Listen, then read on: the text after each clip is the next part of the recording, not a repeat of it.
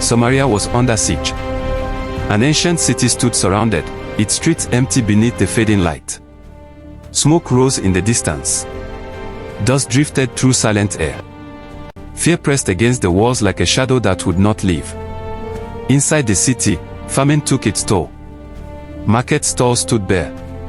Clay pots lay cracked and empty. Hunger weakened the strong and silenced the hopeful. The atmosphere was heavy, and despair settled over every home. At the gate of the city sat 4 leprous men, separated and forgotten. Their bodies were worn, their garments torn, their future uncertain. In the quiet of twilight, they faced one another and confronted the truth of their condition. If we remain here, we die. If we enter the city, we die. If we go to the enemy camp, we may live or we may die. With nothing left to lose, they chose movement over surrender. As the sun disappeared beyond the horizon, they rose and walked toward the camp of the Arameans. Their steps were slow but determined, shadows stretching behind them as they moved into the unknown.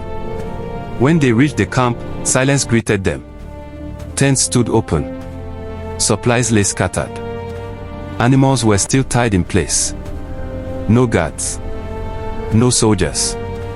No resistance. For the Lord had caused the enemy to hear the sound of chariots and a mighty army.